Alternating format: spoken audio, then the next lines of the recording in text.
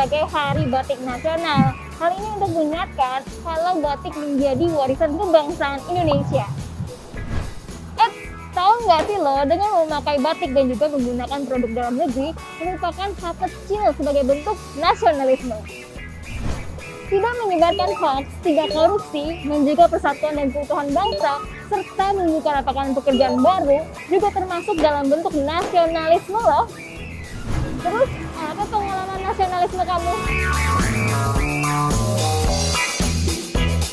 Ketika saya menjadi mahasiswa Indonesia di luar negeri, itu juga tidak semata-mata saya menjadi warga negara Indonesia di luar negeri, tapi bagaimana saya menjadi representasi bagaimana Indonesia ingin dilihat di dunia. Menjadi warga negara Indonesia yang baik, itu menurut saya juga menjadi salah satu konsep bagaimana nasionalisme itu bisa diaplikasikan di setiap kehidupan kita.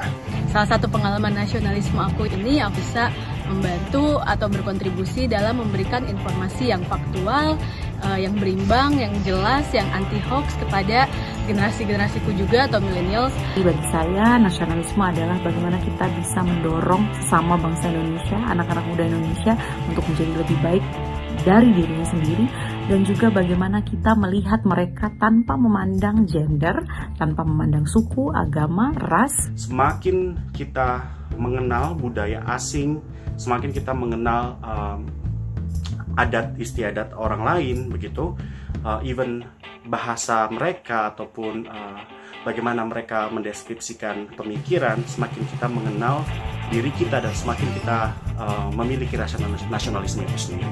Kamu tahu nggak nasionalisme itu masuk ke sila Pancasila keberapa ya? Kalau menurut saya sih nasionalisme itu paling pas dikaitkan dengan sila ketiga, Persatuan Indonesia.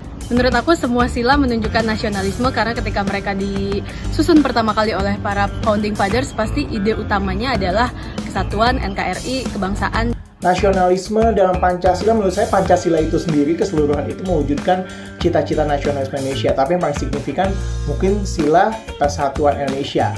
Kita tetap yakin bahwa kita adalah satu, seperti dalam sila di Pancasila, yaitu Persatuan Indonesia.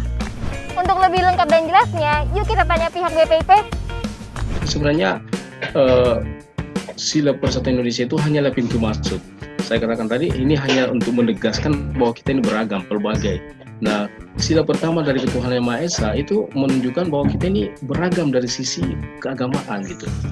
Jadi sila pertama juga terhimpun dalam spirit nasionalisme. Juga sila kedua tentang konsepsi kemanusiaan, demikian juga sila keempat permusyawaratan dan keadilan sosial. Kata-kata sosial itu juga mengandalkan bahwa keadilan yang dibangun oleh para pendiri bangsa. Jadi sebenarnya sila ketiga itu hanya pintu masuk aja, bahwa sebenarnya kita ini bangsa yang majemuk, di mana kemajemukan itu terwakili pada sila pertama, kedua, keempat, dan kelima. Jadi sebenarnya sila-sila ini juga secara saripati, sila ketiga ini juga termaktub di dalam setiap sila-sila Pancasila. Yuk kita jaga nasionalisme kita, jangan cuma cinta sama pacar kamu doang, cinta juga sama bangsa dan negara ya. Buat kamu yang pengen tahu informasi seputar Pancasila, bisa cek ke medsosnya BPIP ya.